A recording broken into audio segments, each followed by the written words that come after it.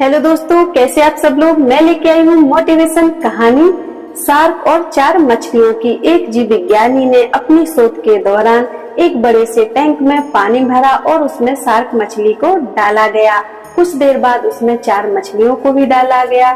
Shark मछली ने हमला करके उन छोटी मछलियों को तुरंत से खा लिया।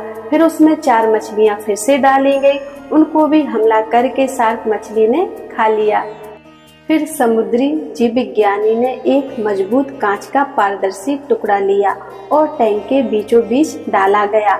अब एक तरफ थी शार्क और दूसरी तरफ थी फिर से मछलियां उसमें डाली गई।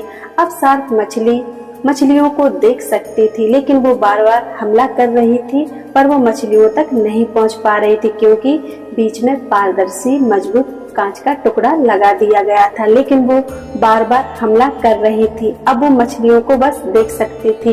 बार बार आती, कांच से टकरा जाती, फिर वो वापस चली जाती, फिर से तैर कर आती, फिर से कांच से टकरा जाती थी। अब वो मछलियों को खा नहीं सकती थी। इसी तरह शार्क ने दर्जनों बार मछलियों पर हमला किया, लेकिन कांच का जो विभाजक बीच में लगा हुआ था उसके वजह से वो उस पार नहीं जा पाई। कई बार वो गुस्साई हुई आती, फिर कांच से वापस लौट जाया करती थी। इसी तरह उसने कई दिनों तक ऐसा ही किया। फिर अंत में वो असफल हो गई और इसी तरह शार्क कई बार असफल होने के बाद अंततः वो हार गई और उसने मछलियों पर हमला करना छोड़ दिया और वो अपने टैंक के भाग में रहने लगी। कुछ दिन बाद जीव विज्ञानी ने वह कांच का टुकड़ा वहां से हटा दिया, लेकिन कभी फिर शार्क ने उन मछलियों पर हमला नहीं किया क्योंकि वो कांच का विभाजक जो लगा हुआ था वो शार्क के मन में बस चुका था।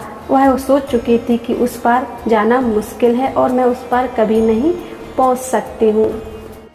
यह कहानी से हमें यह सीख मिलती है कि हम कोई काम ऐसा करते हैं जिसमें हमें बार बार असफलता मिलती है और हम अंदर से टूट जाते हैं और हम अपने मन में सोच लेते हैं कि अब ये हमारा काम नहीं होगा या हम इसको नहीं कर पाएंगे और हम करना छोड़ देते हैं।